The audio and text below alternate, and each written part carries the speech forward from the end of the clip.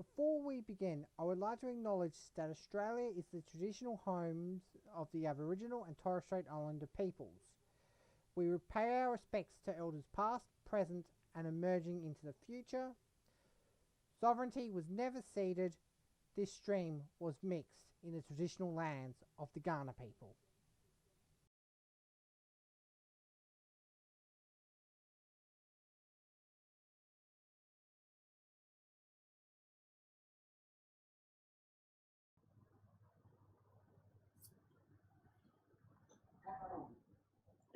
Okay, so Bryn, you'd like me to start things and introduce, yes? Okay, well, welcome everybody to the Pirate Party discussion on bureaucracy, waste and corruption. Now, we're using Jitsi, which is not very friendly to my laptop. So for some of this, I guess it's going to end up being more of a podcast rather than a video. You can see perhaps you can see my frozen image there. Wearing a hat. But in any case, my name's John August. I'm the current treasurer of the Pirate Party. I've stood for election several times, and I'm actually joined by Mark Gibbons, who is the ex-treasurer and was actually the driving force behind a lot of our policies, including our policy on universal basic income a few years ago. So the Pirate Party has, I guess, long been interested in bureaucracy. And while we're progressive in the sense that we do want a society that looks after people, we don't have this knee-jerk reaction that, you know, if we have a problem, we just apply some government resources and that will fix it. At the same time, we're not, I guess, negative about government spending. It's just that where we make the balance, I think, is much more nuanced than the other political parties.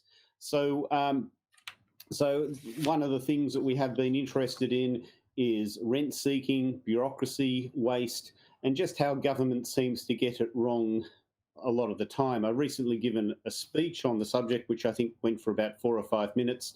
And one of the things, you have to look at the world around us and say, look at all the things that have improved over the last few decades, that we're able to cure more diseases, that the price of white goods, other stuff is rather a lot cheaper. Computers, electronic equipment, if not actually cheaper, there's more bang per buck.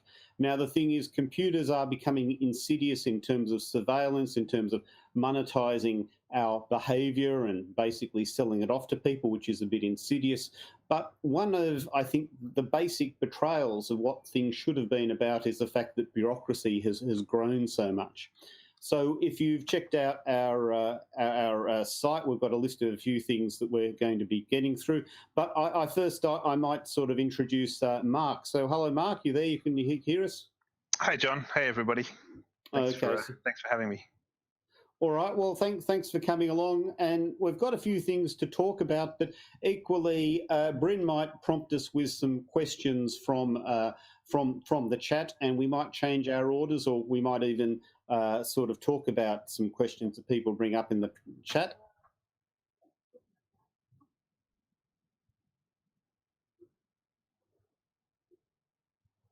Well, I did just say at the front that while we've done Zoom in the past, and you know, it's compatible with my laptop, the thing is we've changed technology and my laptop just struggles with Jitsi and really doesn't do the video.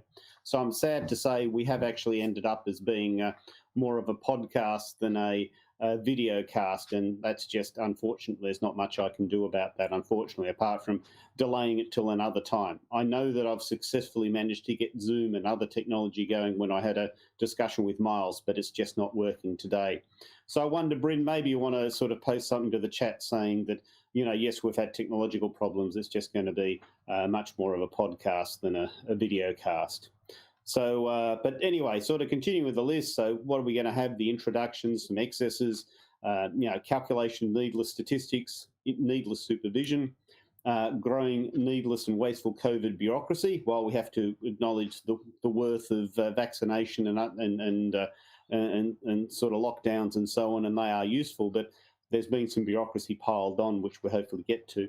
And then, you know, there's looking at administration and government fixing problems, perverse incentives in health, perverse replacements and privatisation. Now, the CES is an interesting example there. And then, of course, there are some good regulations that have been wound back, or particularly in development, giving developers a free hand when really they shouldn't have had such a free hand.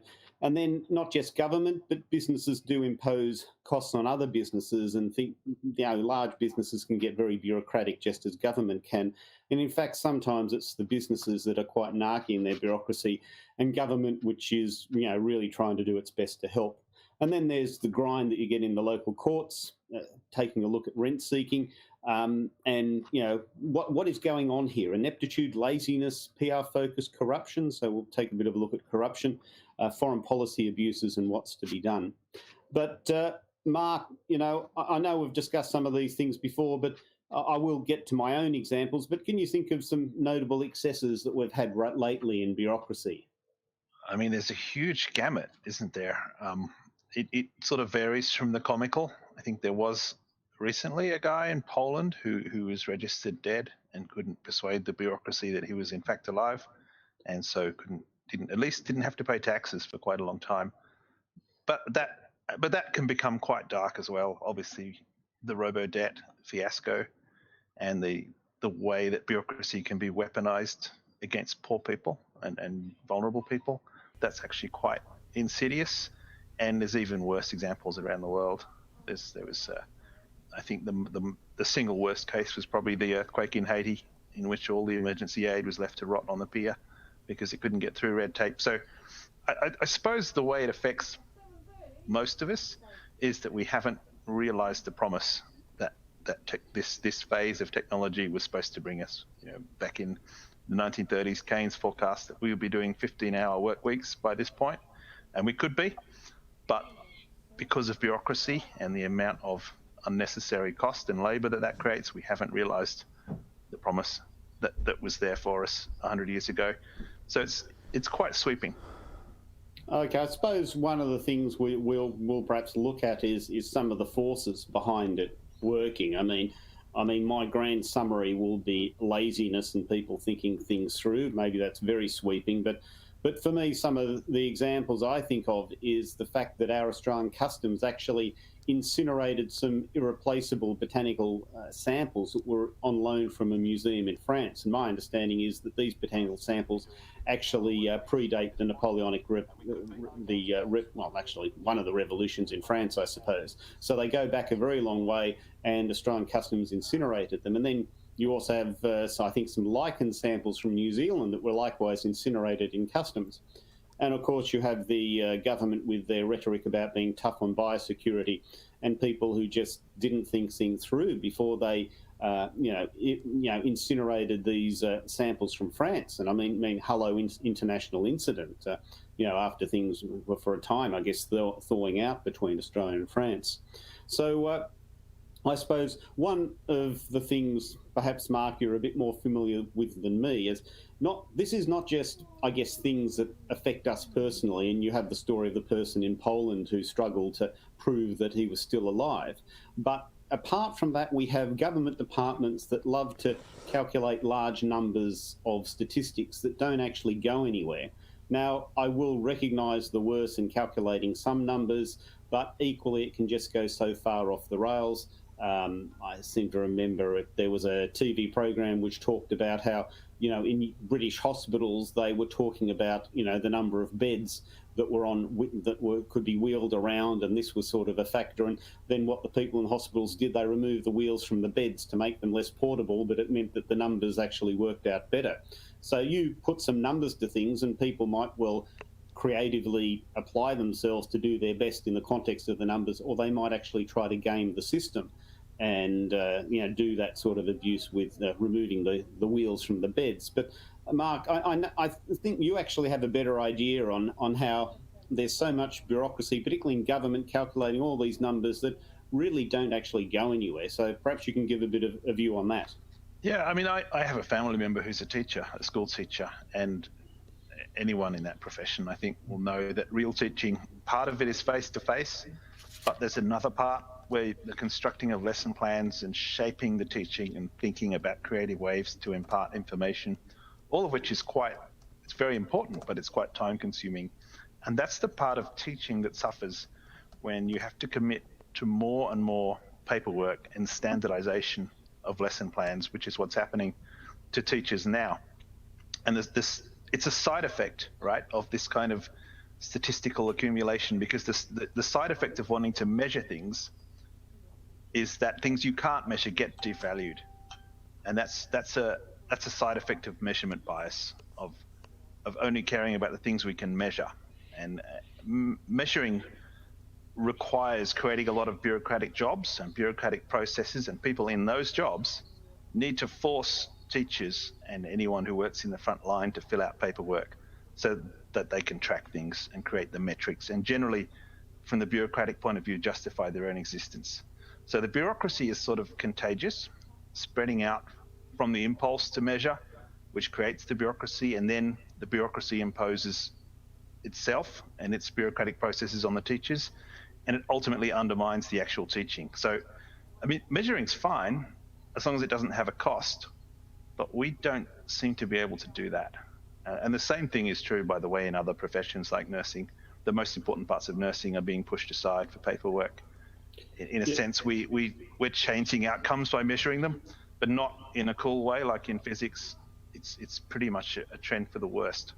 Well, when you say you're changing outcomes through measurement of them, I suppose the way I'd put it is, let's say there's this risk, there's this supposed threat that the people we are supervising will goof off and not actually do their job properly.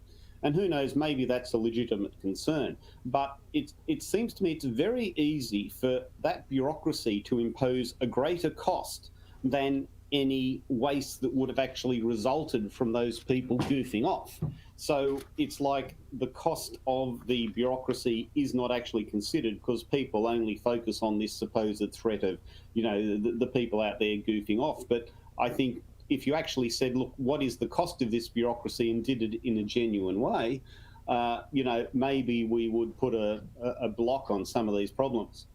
Well, I mean, obviously a lot of power lies with the people who decide what you measure. And obviously bureaucrats are not going to be keen to measure things like that. And that's part of the problem that we've got. Okay, so you're saying we should actually measure, I guess at least try to quantify the cost of measurement, and at least have that on the balance sheet when we're looking at these things. It would be easy. I mean, teachers could simply measure how much time they spend on paperwork per week. We don't know that. Maybe we should. Maybe policymakers should know that, and the public should know that, so that we get a proper picture. Because we're, at the moment, the measurement that we have is very, very selective. And well, I must say, maybe I'm naive and there will be those people who will grit their teeth and just be jaded. But when I look at, like, tax, it seems to me that filling in the tax form is about as complicated as it needs to be. It doesn't feel excessive to me. And also, in the tax form, they do actually say, please estimate the amount of time that you spent filling this out. But I suppose with a lot of people, when we fill in the tax form, we might do, half an hour on one day, an hour on another day, and finally a few days later it comes together. So it's a very difficult thing to estimate, but at least they seem to have the right attitude, at least with the tax form, I must say, though. Some people will just be jaded and cynical about paying any tax and any amount of bureaucracy associated with that. So I suppose another layer of that is like needless supervision. I guess some of that supervision is in the way of filling in forms, which is, you might say, one form of supervision. But, I guess there's the more general idea of, basically middle management supervising people where really that never needed to be the case. So, Mark, do you have any sort of views on that part of the picture? I mean, it's very interesting in the sense that we always thought it was command economies, the old Soviet system that produced useless jobs in order to meet some sort of box-ticking measurement. It's not supposed to happen under capitalism. It's no particular incentive for a business to hire people that don't need to be there. But we've got somehow in capitalist economies, we've got a situation where there was a YouGov summary recently, I think in Britain, but the results are quite global, that 40% of people work in jobs that even they don't think need to be there. And a lot of that is this spurious kind of supervision that just doesn't need to happen. And that's hard to explain within the concept of a capitalist system where theoretically businesses don't want to waste money on things that don't need to be done. But you have to look at the incentives within the incentives, because the incentive for a business organization is to be lean and efficient, but the incentive for people within that system can be quite different. So people want underlings, they want to build empires in order to feel important and to have a kind of status.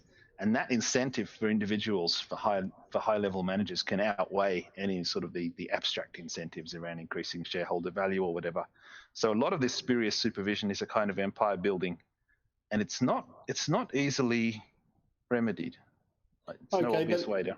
But Mark, if I can sort of emphasise, the thing that you're saying there is that we can have bureaucracy in corporations, not just in government. And I suppose the thing you're emphasising is that the bureaucracy growing in corporations is not a result of obstreperous government regulation. It's just a place that they find themselves, shall we say, naturally, without responding to oppressive government regulation. Now, having said that, let's say there's different things here. We can actually talk about the complexity of labour laws and awards and so on. And while on the one hand, I have to say, we have to be careful about the power imbalance between employers and employees, and I think that's an important thing to engage with. But when you look at the complexity of the labour laws, you sort of think to yourself, this has gotten too complicated and you can't really justify it in terms of looking after the interests of workers. Well, I have to say, look, it's important to look after the interests of workers. I think that's relevant. But there are times when, let's say, business complains legitimately about struggling under the oppression of those regulations. And it's not just special pleading. And of course, they're going to overstate their case and perhaps they're going to abuse their power relationship with employees. But, employers, I think they do have a legitimate case in some of this stuff. Well, I think, like, anyone who's worked for a corporation knows that the bureaucracy in those things can be horrific. And it's certainly not. You don't want to fall into the trap of thinking it's just a government problem, because that is, I would say, the large majority of unnecessary bureaucracy is not in the government sector at all. Okay, sorry, go on. There's quite a subtle change that's happened. I mean, we've changed in our attitude to being supervised. I mean, early working class activism was against the idea of working for others. It was a very much a self-determining drive that they had, and they called working for others wage slavery and were trying to get rid of it. And nowadays, wage slavery is more like a demand, the demand to create jobs and for people to be brought into this controlling system, and the idea that you can't live a meaningful life without having a boss telling you what to do 8 hours a day. It's very interesting to reflect how and when these early calls for empowerment were sort of cutted and reversed and turned into the system that we have today. Something very clever has been done since then, which I don't fully understand. Well, Mark, I would have to say that different people will have views of Marx and the history of labour, but one of the important transitions was from what you might call cottage industry, of basically people working in houses, working in their sheds, working in things attached to farms, where basically everything would come out of a family unit or an extended family unit. In a sense, that would be the unit of production. And over time, you had the development of production lines, centralised bureaucracy, and firms which were not just one family. And, some people were concerned that the death of artisans would mean the death of craftsmanship and pride in your work and so on.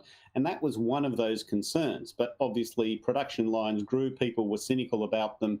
But over time, I guess we've started to accept it. So now, I suppose one of the next things I was going to get into was COVID bureaucracy. But I think there's more examples perhaps we should look at in terms of...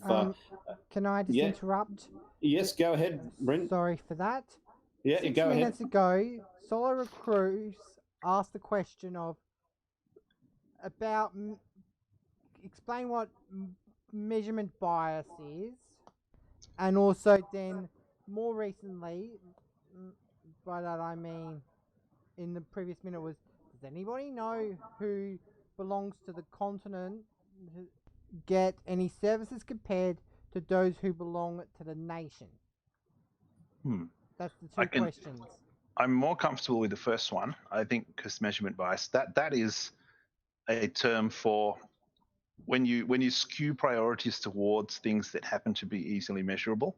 and devalue things that can't be measured easily. And that's usually a kind of pressure that comes from above in response to some sort of political imperative or public policy imperative. But yeah, it's a bias towards that elevates the importance of things you can measure over things you can't. That's what that means. I might let John take the second one. Okay, well, I will say a little bit, not so much about measurement bias, but, you know, in the US, when they come up with their management theory in the 1960s, and, you know, one of the things that they properly identified is that you shouldn't use the same metric to assess a situation as the one you use to remunerate people. So if you give people bonuses based on some measurement, then they're going to basically abuse that measurement. But if you actually have some measurement, and let's just say, yes, you can have too many measurements, we've just gone into that. But if you do have some sort of legitimate measurement for trying to figure out what's going on, and then that's quite separate to how much people are paid, then there's more likelihood that measurement will be accurate. But Bryn, the other question was about nations and continents, I think. Was that correct? Yes, I'll rephrase as the first one. I'll repeat the question. Would you like me to do that? Yes, please do. Solo Recluse asked, does anyone who belongs to the continent get any services compared to those who belong to the nation? Well, I have to admit, I don't see the distinction because perhaps it's an accident, but in Australia, our nation encompasses the continent, but in Europe, there's one continent, but many nations contained within that continent. So in a sense, Australia is an accident of history that we have a nation that encompasses a continent, and partly because the British turned up here quite some time ago and basically dispossessed the local inhabitants at that time. So, let's see, I'm thinking that perhaps looking a bit more at corporate bureaucracy would be a good thing to do before we look at COVID bureaucracy. So, Mark, you know, one story I'm personally aware of is that you have shopping centres who have people who basically do a tick-the-box mentality about updates to tenants. And I know of one tenant who basically was, you know, in a tenancy, and when their tenancy was rolled over, they basically had to refurbish the place where they had their shop in the shopping centre. And what that meant was you actually had to lift up tiles and then clean out the place and put the tiles back down again. When if you just basically hit the existing tiles with a high pressure water sprayer, well, maybe you want to move everything out and, you know, give the place a thorough clean out. But basically, because of what you might call this tick the box mentality, you know, that gets bad. Now, another one was the fact that when you actually had an installation, you had to have somebody certify it over fire, and then another person was certifying it over this, another person was certifying it over that. And as far as the landlord went, the shopping centre was concerned, all they want was to have these reports with these boxes ticked. And that meant that there was an opportunity for multiple little people to put up their hand and say, I'll do this, I'll do that. But the market didn't have a pressure towards these things being developed in a sort of a cost-effective one-shop thing where you could go to one person and they'd give you certification on all these different things. And I suppose I'm also thinking about my connection with Optus when I upgraded to NBN, because I had a previous Optus connection and I had an Optus email. And when I first spoke to these people, I said, I want my Optus connection upgraded to an NBN. And the reason why I'm sticking with Optus is so that I can maintain my existing email. And, you know, basically I told them that, and it was going around in circles. And eventually I think I got a connection a few months later. And then somehow my original email had disappeared. Now, on the one hand, I'll give the woman that I phoned up at Optus who actually, you know, took the case on board and actually got my old email back. But the sad thing is that even though I pointed these things out when I first got in touch with Optus, this thing was lost. And so while Optus try to pride themselves on being a corporation that's not a stuffy bureaucracy, you actually saw elements of that narky bureaucracy building up in Optus. Now, on the one hand, to give them credit, they fixed the problem, but in a sense, the problem shouldn't have existed in the first place.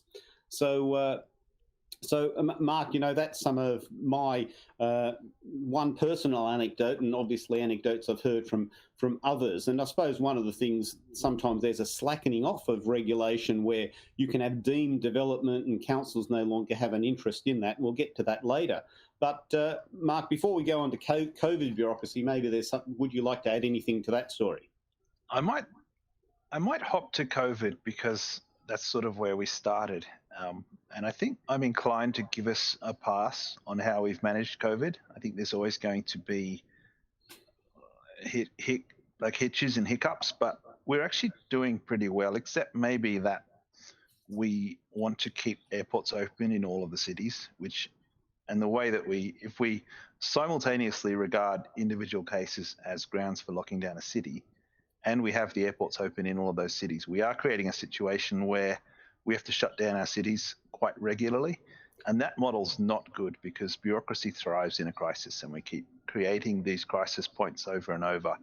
So we're creating situations where we constantly put ourselves at risk of new systems being created that don't necessarily need to be there. But on the whole, I think we've done COVID pretty well in Australia.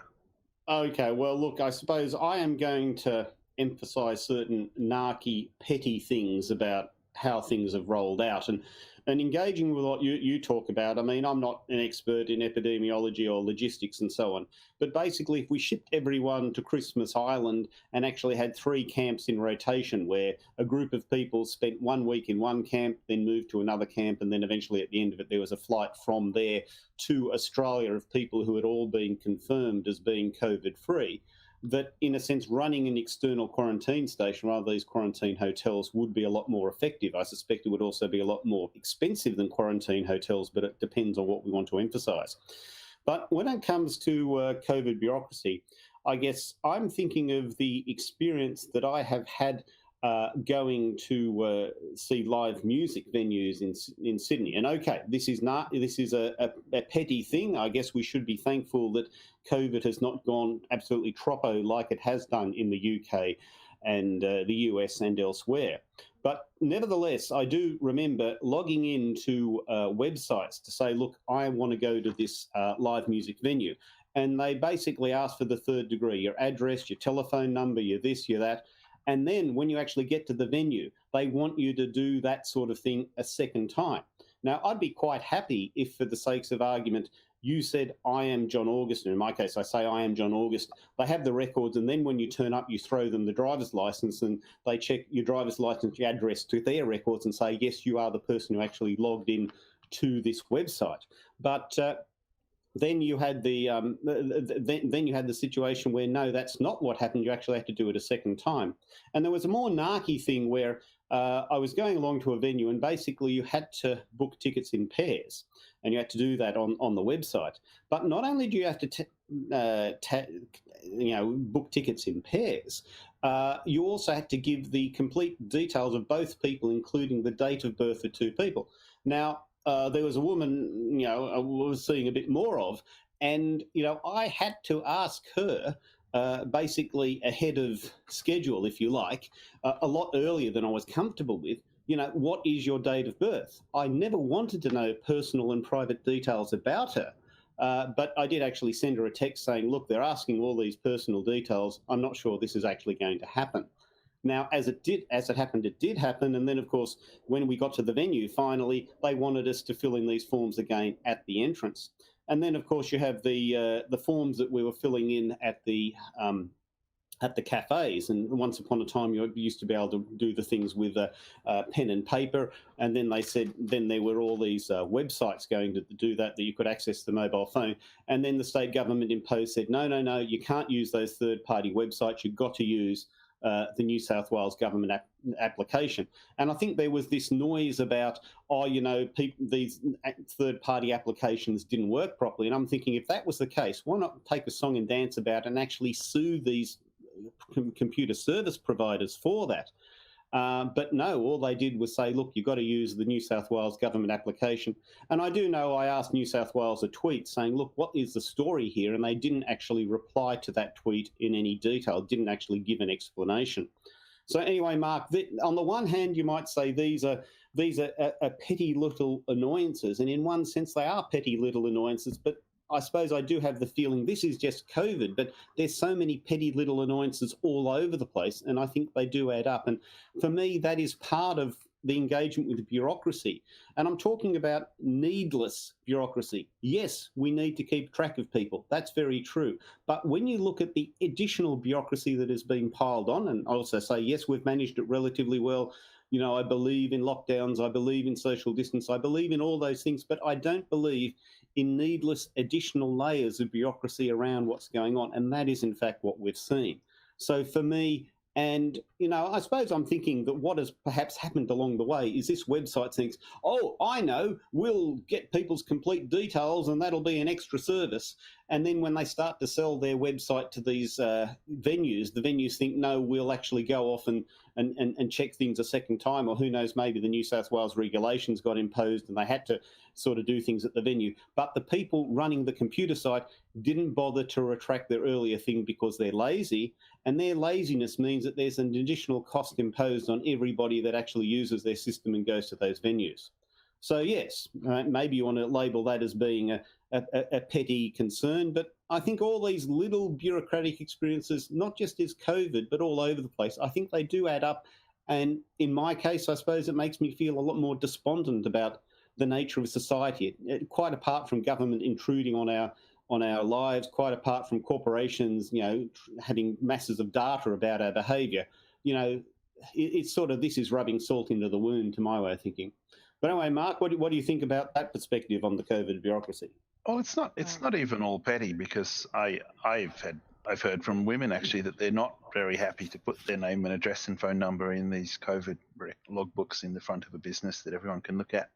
And there's considerations there that we haven't really thought about yet. I am inclined to be a bit more charitable than you about how we respond to COVID and the bureaucracy that's sprung up, mainly because this has never been done before. And I think a lot of the problems will get better with time. I think that might actually be a rare area where we get a bit less bureaucratic over time, particularly once we start to get the vaccine. Well, I've had my own very negative experiences, but I guess we need to move on. Now, Bryn, have we had any more questions on chat that are worth engaging? The first one 8 minutes ago was a comment by Solo Recluse when it looks like double checking. When they were replying by continent, they were referring to the term Australasia or Oceania or similar things. So not just the Australia, but New Zealand, probably Papua New Guinea, and the South Pacific as well. Who knows? But that area. So there is a separate id. Then there was other comments.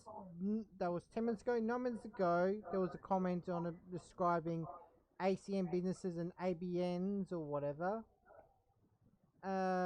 Esmeralda asked a question of why you, John, weren't up. I replied to that. So 5 minutes ago, Solo had a thing like tent people addresses in cafes slogan, and then say you're tenting the year, why can't my favourite cafe mean my address? Is also by Solo, and then all community centres. Also commented, music in my house is boring. I'm tenting it. Then there was a comment by Andrew Peter Downing about the perverse effect in private industry, about if they make the product more complex so they don't want to compare it against competition. Yes. And Esmeralda had the most recent comment of about saying good point, John, huge amounts of data, and then if we let COVID be used to collect data to the point it gets intrusive, next excuse, more data collection. Okay, well, mostly I will take those things as comments, but the one by Andrew, I will say there is a perverse incentive, and let's just say a more general comment about the fact that there has been privatisation, and at times you do actually have businesses that get legitimate productivity improvements without screwing over their employees, the environment, or to some degree the consumers. But what that bonus is spent on, it's spent on, rooms full of people developing incomprehensible contracts so that people can't actually compare their products, and that those people are spending time marketing. So in a sense, yes, there is even a perverse incentive for businesses to try to make things complicated so people can't actually compare products. And that is actually running totally averse to certain promises of, standard economics, that businesses compete and consumers select. But what businesses can do is, rather than feeding quality information to consumers to help them select the situation or select the product, they actually put resources into deluding the customers and deceiving them about what's actually going on. So not that I want us to go to a communist type state-based system, but I think these perverse outcomes in mainstream economics are very much worth identifying. And I think there is a propaganda story about the worth of the market, the worth of privatisation and so on, and it's basically just totally wrong. Mark, do you have any comments you want to add to this picture? I think I'll just agree to that. I think it's a good point. Okay. All right. So we've got a comment here. Okay, just double checking. In order from the last comments, so I said now I'm conscious, maybe because I shouted a bit, I don't know. Esmeralda wrote tenters that in the United States, the Department of Human Services gives the homeless P.O. box addresses for free so they at least have a mailing address. And more recently, Solo Chris wrote, I've worked in IT for years. I know 99% of entities don't know how to change a person's address.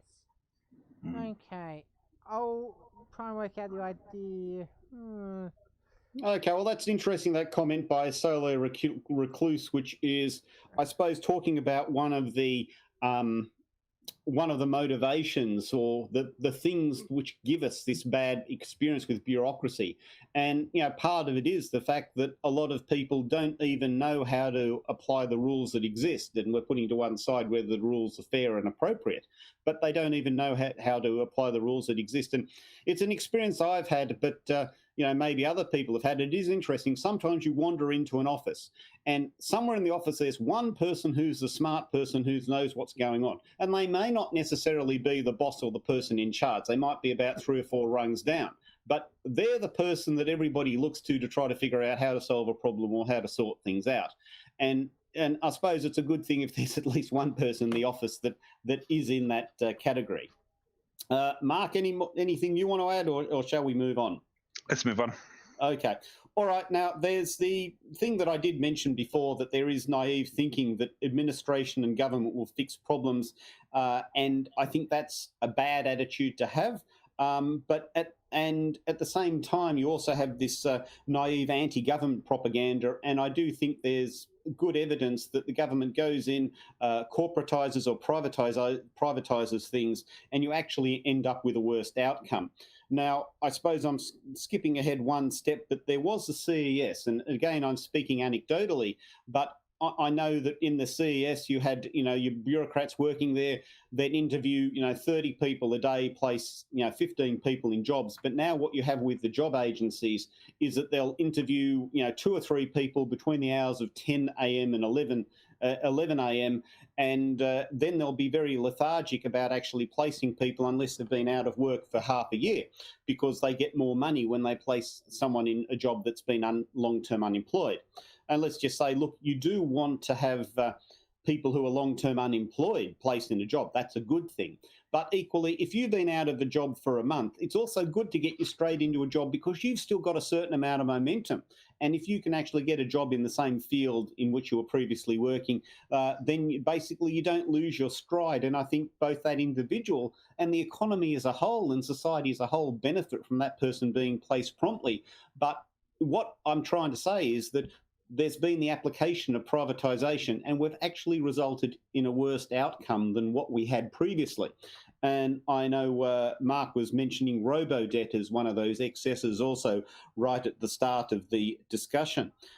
So, there are these two naive pictures, I suppose, that if we have a problem, we just apply some government bureaucracy to it and we will fix the problem. And that's bad. And at the same time, this idea that the market will always be efficient, the market will fix things, we just need to, release the productive vigour that the market will provide, that's also a very wrong perspective. And what I guess I try to emphasise is that I think that the Pirate Party is one of the few parties that have this nuanced understanding of bureaucracy where we actually do think about what we say, because I suppose I'm chucking rocks a bit at the Liberal Party and saying that while they have the story about bureaucracy is a bad thing, I don't think they really mean it. I think they just use it as propaganda to win elections, but they don't really have much thinking behind it. And when they get into government, they're basically overall lazy and just focus on the things that there are a bee in their bonnet, rather than having this broader perspective of, let's try to understand how government can be good and try to minimise bureaucracy. So I suppose there's also perverse incentives in health that we'll get to. But Mark, anything you want to add to that story? I mean, government has a particularly strong incentive to claim that it can fix problems, because the power or the prestige of political parties depends on promises in order to win votes. And once you do that, you have to be seen to do something, which a lot of the time being seen to do something involves adding a bureaucratic step, creating a task force or some sort of new body to fix on a problem. And at this point in our history, in our politics, most of the problems that we have are quite deep, or sometimes called wicked problems, that are not amenable to be easily solved. And the logical way, the incentive to approach those problems in a short-term political cycle is just to be seen to be doing something. Actually fixing the problem probably happens 10 or 20 or 30 years in the future or never, but they have to be seen to act on it. And that usually ends with more bureaucracy than you had before, and not necessarily solving the problem. Well, I think, there's a story of Dr. Patel and the sort of excesses that happened in Queensland. I'm not trying to pick on Queensland. These stories are probably applicable to Australia at large and maybe internationally as well. But you had basically had a doctor who was associated with, through perhaps negligence or worse, with the deaths of many people. And it was like nurses who were struggling to blow the whistle on this particular doctor. And they did actually have a commission of inquiry. And the thing about that commission of inquiry was you had someone who may not have been an economist or a social scientist or whatever, but didn't have that conflict of interest that your typical politician or indeed perhaps your typical bureaucrat would have. And the thing that he identified was that in the health system, you had an emphasis on trying to avoid embarrassment to the government rather than actually providing good service. And that there were times when there'd be a misallocation of resources where, let's say, you'd be better off having a regional hospital which had a specialist unit. But politically, it made more sense to have a lot more of these specialist units spread out in a lot more smaller hospitals. But really, when you look at the economy of scale and basically having a few of these medical specialists in one centralised site dealing with stuff and basically ferrying the patients to them, you actually have a much better health outcome. But politically, it made sense to, shall we say, artificially disperse the health service delivery. And that there were a number of political imperatives which actually meant that you had poorer quality health service delivery. And also it does seem to me that you have the cliche of nurses and doctors being overworked, of somehow administrators being overworked and not able to properly identify problems and deal with them.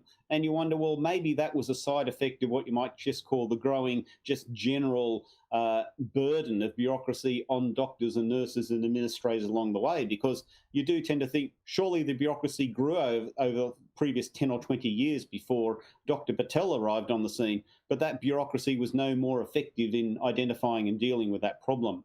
So that's just one little anecdote that I'm aware of from my perspective. But Mark, anything to add there, or shall we move on? It's a rational response in a sense, because governments face a lot of pressure to be seen to improve things. They depend on it. There's so much incentive for them, and they respond to that pressure by first trying to measure things, the measurement fallacy, if you like, and then imposing changes to improve those things that they happen to measure. And the things that they happen to measure, whether that over or matches with actual genuine improvements to care or to teaching or to any of the other things that governments are responsible for, who knows, right? Who knows? Okay, well, another thing. Yes, Bryn, perhaps you'd like to interrupt? I'll go quickly with you. 8 minutes ago, Esmeralda replied to Andrew's comment on the perverse effect about how she just learned about that in economics in the previous semester of her education. Then Esmeralda was mentioning 5 minutes ago, yes, if the government privatizes it, it will fail. It's the law of microeconomics. Esmeralda commented that robo-debt is a catastrophe. Esmeralda replied to Solo on the topic of, I know 99% of entities don't know how to change the person's address, saying then don't change it, and saying that the Department of Health and Human Services of the United States issues welfare checks, Centrelink Pay, all those other all the other transfers, and food stamps, aka not exactly but close enough, basic injury cards, Australian equivalents, programs, so they give the homeless free mailing addresses. Okay, I'm quickly going down. Solar includes link to whatfreewords.com. Andrew said, classic example, drugs are a problem, something must be done, so make them illegal and the police or court will fix it. Legalization is not a solution to all problems. Esmeralda replied, and if they just legalized all drugs, crime drops, and harm minimization programs can provide safe injection sites and it becomes less of a problem. And also Solar Chris replied, but not replied, had the answer, and aggregated identity is the lack of assumption of a central source of truth. Aggregated, I believe is what I was trying to say at the beginning. Okay, and that is all the comments up to date. I might just respond to Esmeralda because robo-debt was indeed a catastrophe, and I think we might have more to say about that. And also correct to say that privatization doesn't work that well, especially, what happened with the CES, a public service funded by taxpayers was replaced with private businesses, and then we created funding streams to those private businesses also from taxpayers, and there's no school of ideology or economics, no school worth listening to that thinks that's a good idea. I feel like we sleepwalked into it. Well, I must say, Mark, that is interesting that the government went and did it, and there wasn't a chorus of people saying this makes no economic sense. What the hell are you thinking? But I guess that's a deeper question to try to understand. I guess I don't understand it either. So I suppose we might continue with some of the picture now.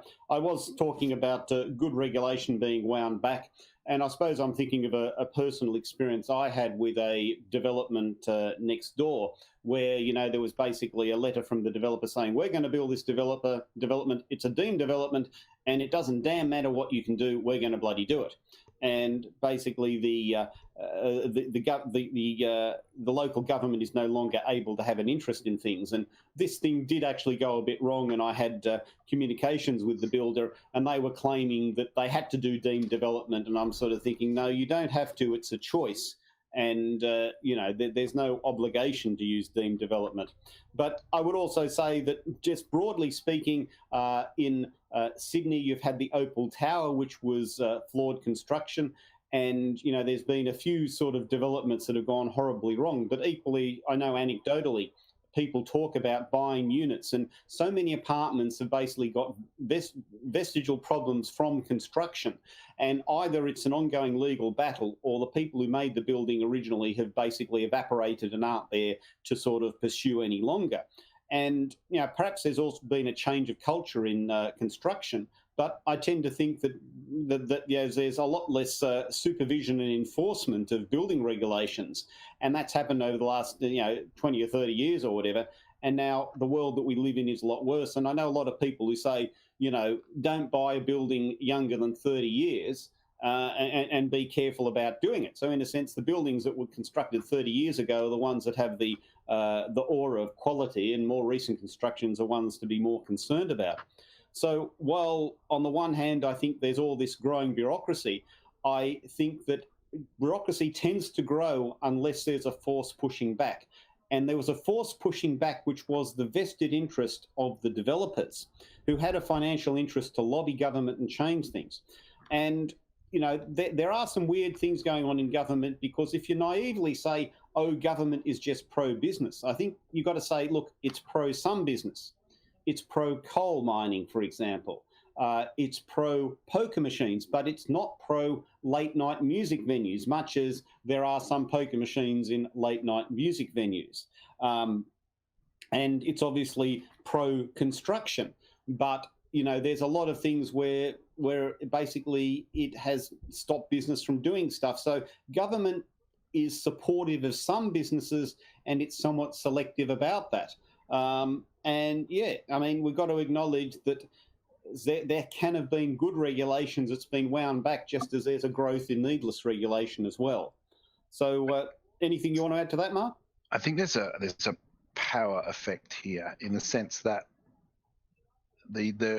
we're more and more bureaucratizing and regulating the way that poor people live their lives, not just through robo-debt, but also through the cashless welfare card, things like that direct every aspect of how someone lives.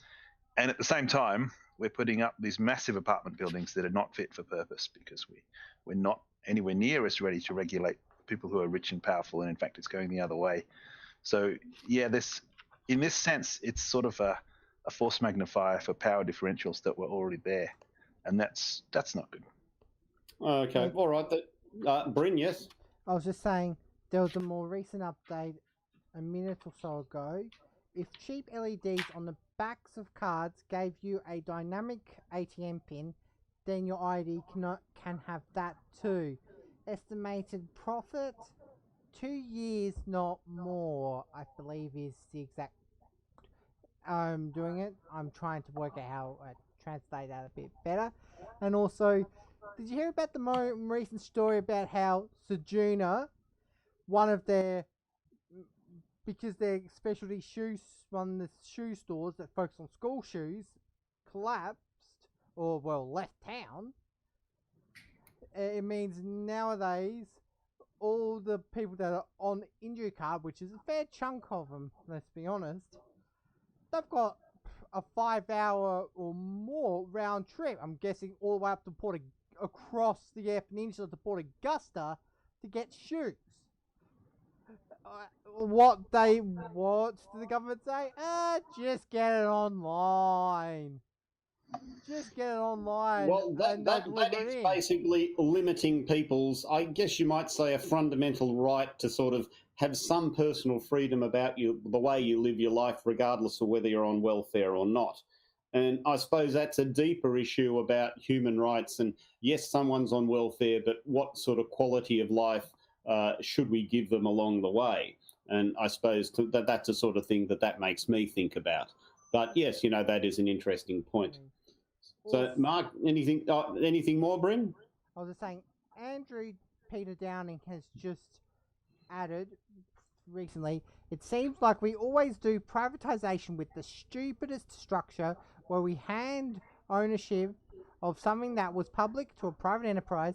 Better choices to retain public ownership, but let private industry compete to provide the most efficient services in projects. E.g., government specifies roads to be built according to public need, and they contract private road builders to do the work, and then give more work to organisations that produce the best, cheapest road construction. Then they're structuring a competitive landscape rather than an opportunity for rent sinking.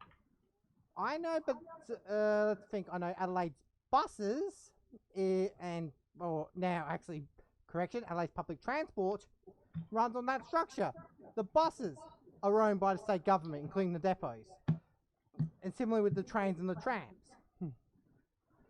Sure, for those that know, Adelaide there are several different tendering groups, where most of Adelaide, where the tram and the buses, most of it, which is the outer northeast, east west, all run by Torrens Transit. There's also north south, which is owned by Torrens Connect, which is Torrens Transit and two of the people behind Metro Trains Melbourne. Although I think it's actually split that Torrens Transit, aka C-Link, operates the buses, and that the only Torrens Connect actual base is the tram depot and operate the trams. And now the trains are operated by Keolis Downer. I forgot to also mention Keolis Downer also operates the hill services as Southlink, and in outer south is operated by Busways from New. Not that you particularly care. I was just saying, owned. All that is owned by the state government, and are run under the fares are controlled by the state government and all that, but the maintenance and all that is done by the private companies, I believe. Anyway. Okay, well, maybe that's a better solution than other worse ones, I suppose. That's the observation I would make. All right, well, I'm going to talk a bit briefly about local courts, Mark, unless you want to add something to the picture. No, you can go on with the courts.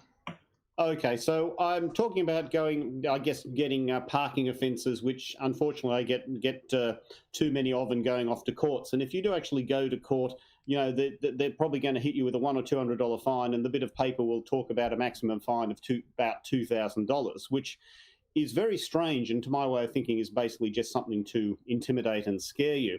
And if you do go along to court, you know, they'll say turn up at 9 o'clock and you'll be loitering around and perhaps eventually get your say at about 1 or 2 p.m. And I guess they won't be terribly sympathetic, but the point is that you're wasting a great deal of time doing that. Now, another thing I have to say is a friend of mine who's a very good driver, he drives the way some people would repair a Swiss watch, like you're driving along and he says, look, mate, you're in that other car's blind spot. So he's basically got an absolutely pristine driving record, and for about 20 or 30 years. And he did actually drive through I think a 40k zone. For the first time, as I said, the first traffic incident he's had in about 20 or 30 years of driving because of his attitude, and there were very special circumstances. But the government has this thing that if you are basically hit with that sort of fine, it has to go to court. There's no way you can actually negotiate your way around it. And when he did actually go to court, the magistrate said, look, why are we here? Because the magistrate was willing to dismiss this particular fine based on this guy's pristine driving record. I recognise my driving record is not pristine. I have my own particular issues with the way the courts deal with things. And it basically is this sort of grinding, narky bureaucracy. As I say, turn up at 9 o'clock and you might have to go and move your car and add extra parking to it. And eventually you might get front up at about 2 p.m. after waiting in chairs and so on. And, I remember the court sort of saying, we're all very busy because of COVID. But I remember when I did actually get two of my traffic infringements and recently, it was the time of COVID. And I think we're all very stressed out. And I was, in a way, lucky to find a location where I could actually go somewhere and go for a walk. But equally, the parking inspectors weren't slack because of COVID. And I guess the courts were complaining about, the courts are busy. But mate, the other layers of bureaucracy were not slacking off because of COVID either. So I suppose I think it's maybe something to develop a different thing. But when you look at the experience you get going up to local court for matters, it really is quite a narky, grinding bureaucracy. And for those who've had that experience, I'm sure they'll relate to what I've said. But that's just one part of the picture. And I recognise that, not everybody will have that sort of experience. But I suppose before I move on and let Mark talk about these things, one of the things that Tim, this very good driver, talks about, he says that when you actually drive by the speed limit, you will get cars overtaking you sort of narkily or flashing their lights at you. but the courts imagine that you live in this dream world and I guess sort of push all the responsibility for dealing with the difficult world around you and say, well, tough, it's your problem. It's sort of like, you know, your mother saying that you don't need to worry about the kids at school calling you names, you just don't worry about it. And of course, that's coming from a position of naivety. And again, it seems like the courts imagine us to be living in a dream world when you actually get to interact with them. But I'll stop my sort of rant about local courts, and it's something that I perhaps will develop separately in another talk or another perspective.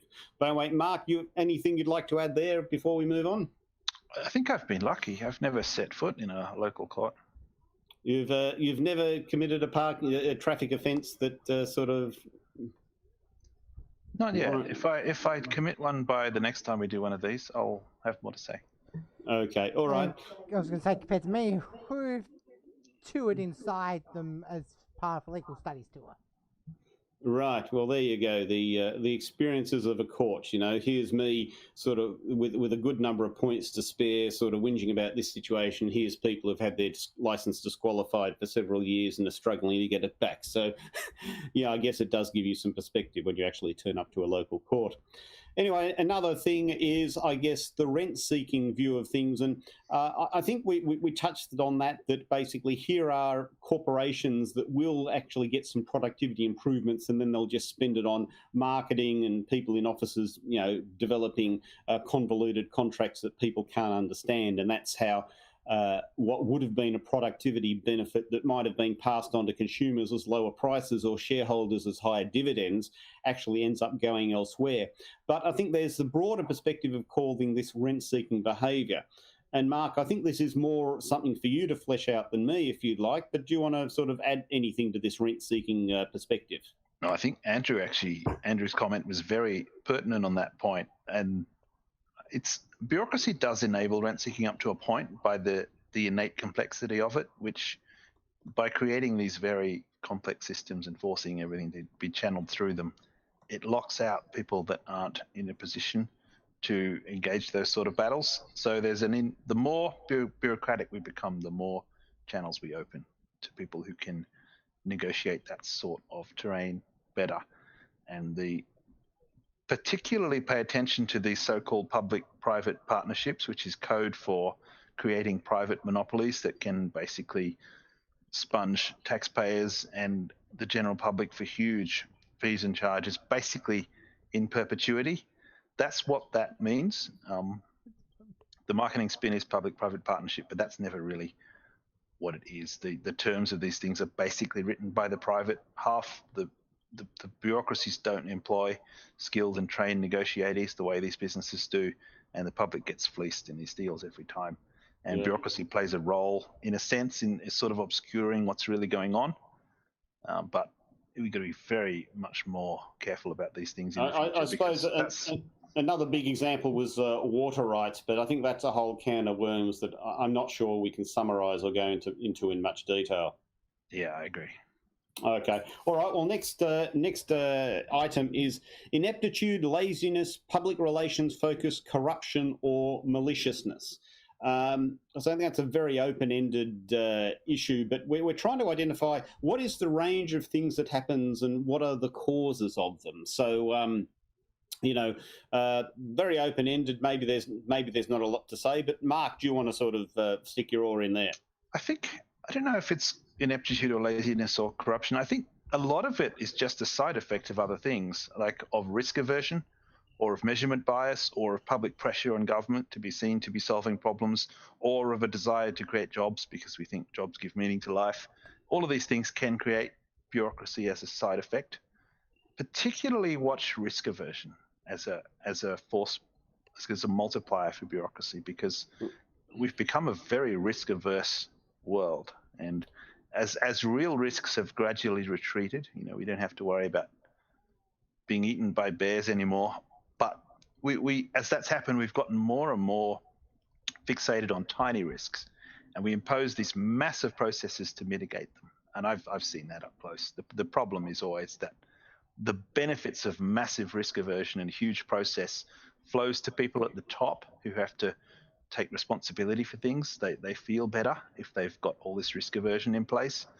But the cost of these processes are borne by the people at the bottom, whose time gets soaked up in this bureaucratic nonsense. But obviously, if the people in charge have a different incentive to the people underneath, it's no prize for guessing who wins. And so risk aversion, along with measurement bias and public pressure and all the rest, is a huge multiplier for bureaucracy. Well, Mark, I do know in my speech I sort of made the comment that, like, the suffering we endure today might be because 10 years ago someone did something stupid and embarrassed a minister, and now 10 years later we're still paying the price of that. Though one could argue that politics is sort of a very rough game where the tiniest thing gets pounced upon by, be it the media or the opposition, and in a sense that, I guess, prompts ministers to be very risk averse in that environment, rather than, the better thing for an opposition to say would be, well, I guess they're making a good-hearted attempt to get on with the job, and I guess mistakes do happen and we should be sympathetic. And that would be a more forgiving attitude for, be it the media or the opposition, to take. But I think things get very amped up and sort of polarised, and, oh, look, they made a mistake, and okay, I guess being a bit jaded and cynical, there's the front page of the Telegraph sort of thing. And so there's sort of a vicious feedback loop around mistakes, quite apart from, I guess, the significance of those mistakes being overstated and risk aversion in the bureaucracy. What I'm saying is it's not just internal to the bureaucracy, but there can be external pressures sort of pushing people in that direction too. So we might move on to foreign policy, unless you want to add something more, Mark? No, I'm good. Okay, all right. Well, foreign policy, I suppose we have the whole thing of Julian Assange, Witness K, Bernard Collaery. Going back historically, the Australian reaction to the Indonesian mass killings in the 1960s, but partially security, partially the fact that foreign policy is set by these smart bureaucrats, and really foreign policy is outside of democratic scrutiny. Apart from what we do with refugees, that sort of becomes a bit of a political football. But broadly speaking, foreign policy is outside of public debate. And, I accept that there is a democracy and a certain thing is going to happen, but I know there's a lot of people who are saying, look, the Australian government should have given Assange more support. And I think, the Australian government was making the excuse saying, Assange will have his day in court. And my cynical rejoinder was, Assange will have his day in court in the application of unjust laws. And you're assuming just because there's another sovereign nation out there that their laws must be necessarily just. So I suppose there's layers of bureaucracy and also layers of security around, military security and other levels of security, which means that we are cut off from what's going on. And again, there's this messy court case around Bernard Collaery and Witness K. So I just would say that that's another part of the greater picture of bureaucracy. I don't know that we can add too much to that, though. It's part of the problem is you can't drive a hair between the major parties on this. So that effectively guarantees that there's no opposition and no scrutiny worth the name, except from civil society organisations and parties like this one, who are outsiders, who don't have any access to the systems at all. And that's obviously a huge enabler of bureaucracy if it can't be scrutinised at all. Okay, all right. Well, the last thing we'll close with, we may do a bit more Q&A if people are still interested in hanging around on chat. But one question was, what's to be done? Now, I tend to think that this is a matter of attitude, of basically challenging government on, I guess, the twin things of thinking that we just apply government and it will solve the problem, at the same time that worship of the market is a wrong thing. And also thinking about the hidden consequences of so many things and what will be those hidden consequences happening in the background. And basically hold government to account on intellectual laziness. And obviously I will put in a plug for the Pirate Party, saying that I don't know what other political parties are doing. Maybe people want to tell me, but it does seem to me we're engaging with these issues in a more thorough way, or at least we're trying, than a lot of other political parties are. So I would suggest to anybody who's listening who's not a member of the Pirate Party, think about joining us and giving us support, because, the more support we have, the more energy we can have to drive these things forward and at least try to put them in the public square. And so, that's my sort of, summary of what's to be done. But Mark, do you have anything to add to it? I think you've had a few little bits and pieces where you said, this is what we should do here, here and here. But is there something you want to add at this point? I think so. If we're talking public policy, the single most useful thing we can do to get rid of bureaucracy would be to shift to a universal basic income of some kind. There's various models of that. What you would do with a universal basic income of some kind is you immediately remove the worst and most punitive aspects of bureaucracy, which is those that we impose on the poor and people who need income support for one reason or another. The whole cashless welfare card, robo-debt, all of that stuff is immediately gone, and that takes out the worst elements of bureaucracy off the bat. And then there's a subtler secondary effect where a lot of what David Graeber calls bullshit jobs are created, are sort of the focal points of bureaucracy, jobs that are inherently bureaucratic themselves and which impose bureaucracy on other people to justify their existence. Maybe if there was a universal basic income, there would be less people willing to do jobs like that, or who are forced to do jobs like that, and the price of having people in those jobs would go up. You might see that as a slow effect over time. So I think I would like to see that. I think that's one of the best arguments for UBI, is that it is such a remover of bureaucracy on several levels. And I think there's another solution which is less to do with direct policy, and that's as a society, I think we need to gain a deeper understanding about what's really important, and we need to recognize the value of things that can't be easily measured and that aren't amenable to box ticking.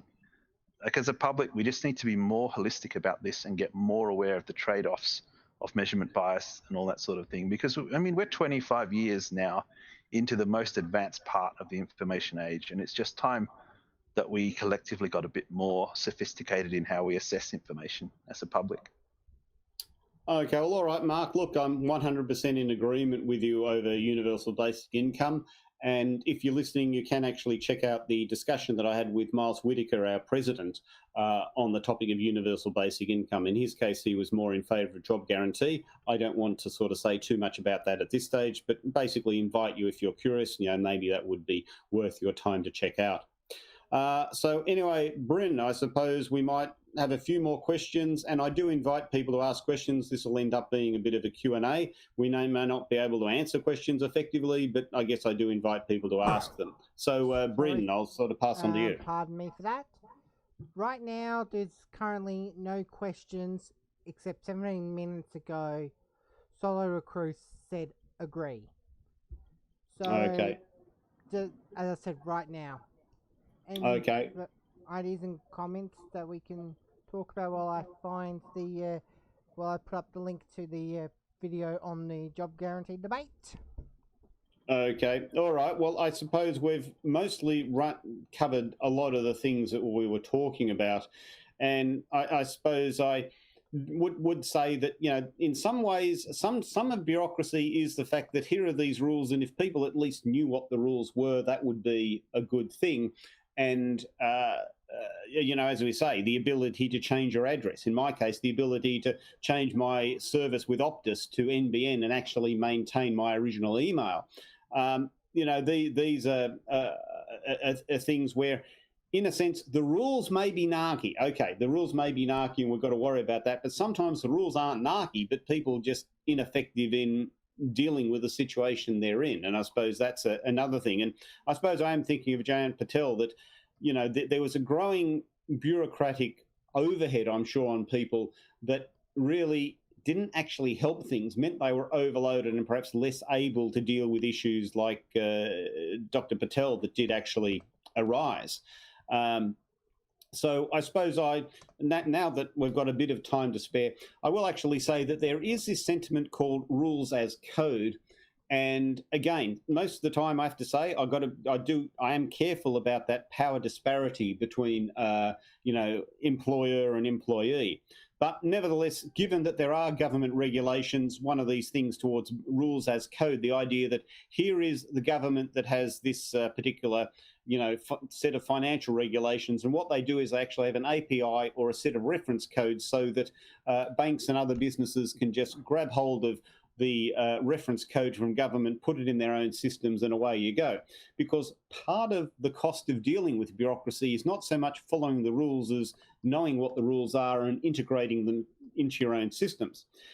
So I do see the people running around talking about rules as code. That is a positive step, but we have to understand that there are underlying fundamental political tensions that are not going to be resolved merely by making government, transparent and having these rules more available. Though, in a narrow sense, making these rules more available and it being possible to integrate them into your system is a good thing.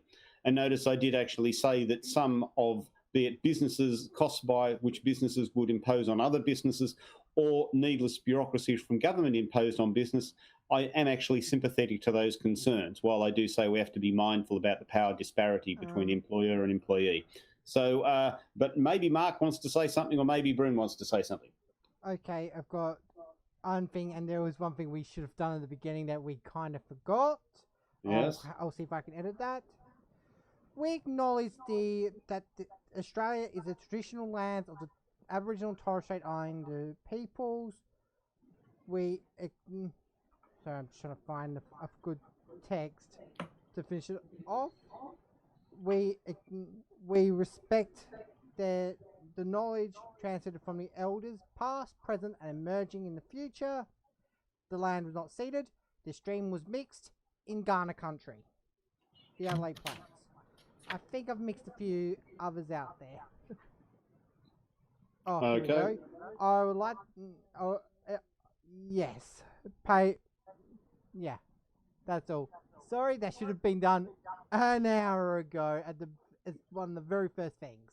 Well, to be sure, Bryn, we had issues with the technology. It did not happen smoothly. I mean, I was doing my best to get my cameras working and it just did not happen.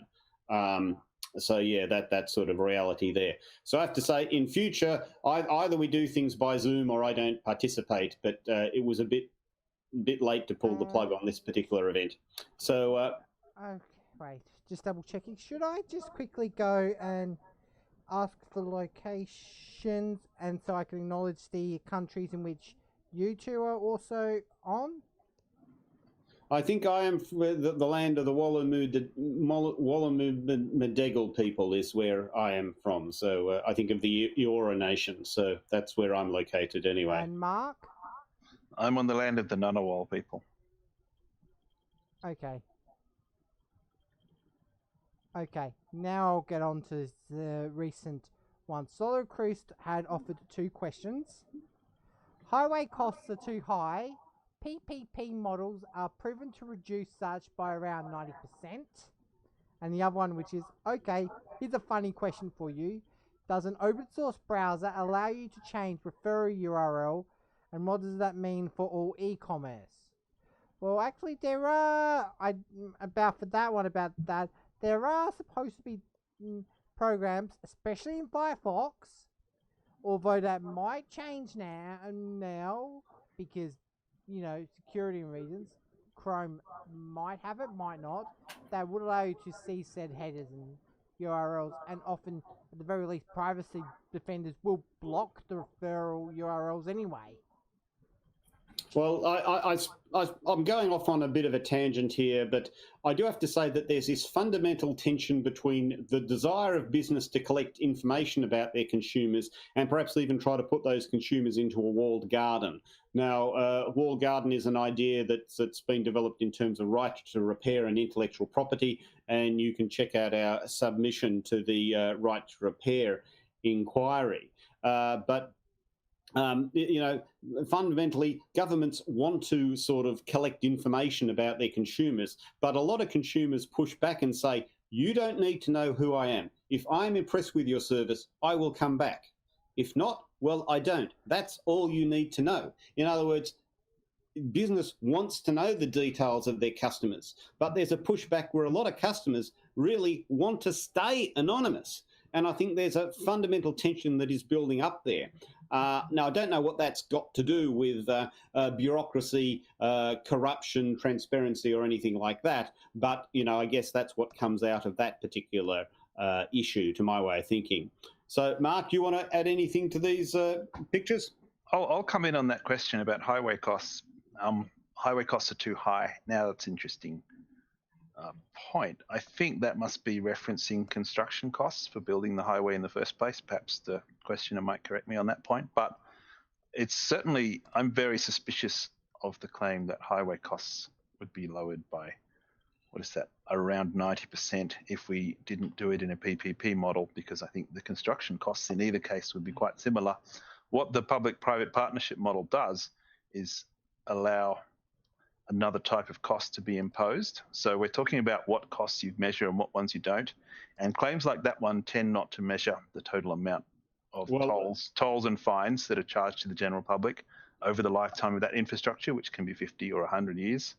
And a lot of these private partnerships, public-private partnerships, create perpetual private monopolies. And then there's a second layer of cost on top of that, because in order to charge people these tolls and levy this on the public at scale, you generally need to monitor everybody that's using that facility. So you're creating this massive invasion of privacy that comes about by tracking and tolling every vehicle everywhere that it goes in the name of recouping the cost to build the infrastructure. So I think once you factor in all of the costs, you get a pretty different result.